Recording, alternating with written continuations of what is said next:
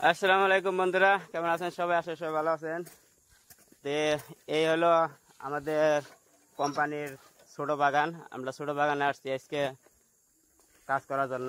এই যেখানে কাজ করলাম, এই যে ফল কাটলাম, গাছের ডাকিয়ে কাটলাম, জ্বললাম।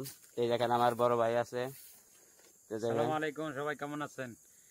আশা করি সকলে ভালো আছেন। আমার ভাইয়ের চ্যানেলটি ফলো বেশি বেশি দিবেন, শেয়ার করবেন, লাইকে ভরা দিবেন। ওটাই অনেক কষ্ট করে ভাই।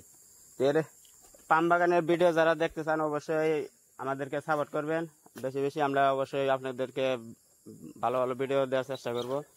এই দেখেন, আমাদের এটা কিন্তু ছোট বাগান। এই বাগানে আমরা কাজ করি। বাগানে কিন্তু ফল এখন বর্তমানে প্রচুর, সেই কারণে আমাদের কাজকর্ম ভালো হচ্ছে। একটু সন্ধ্যা পর্যন্ত আমরা কাজ করি। তো ভিডিওটি ভালো লাগলে অবশ্যই লাইক কমেন্ট করবেন। ওকে। ও আলি ভাই, ভাই কি করতেছেন ভাই? দেখেন না কেরি কি দেখবো ভাই? তো কিছুই করতেছেন না, খারে রয়েছেন। কিছু খারাপ কিছু দেখতেছেন না, ফা নিয়ে মনে করেন কেটে আসে ভাই। পাম বাগানে পাম গাছে তো ফা বাদাইছে, তো পাম ফল কাটার জন্য না, পাম ফল কাটতে পারাইছেন না? আমি মনে হচ্ছে গাছ কাটতে পারাইছেন। গাছ কাটতেই মনে হয়েছিল। হ্যাঁ, এই যে দেখেন অবস্থা, দেখেন এই যে গাছ আসলে মনে করে দেখি পাম গাছ। কি গাছ ভাই এগুলা? এগুলো বিনা মরণালা গাছ। দেখেন অবস্থা, 1.5 বছর আগে কাটিছে এই যে এই পাতাগুলো, এই যে মরা পাতা। হ্যাঁ, মরা পাতা না, অবস্থা দেখেন। এই দেখেন এখন তাজা তাজাই তো রয়েছে। হ্যাঁ, অবস্থা দেখেন।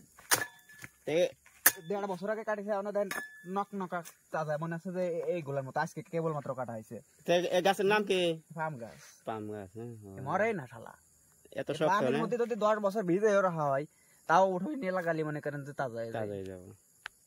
এই জন্যই তো মালয়েশিয়া এত উন্নত ভাই। হ্যাঁ, এই পাথরের মধ্যে হয়।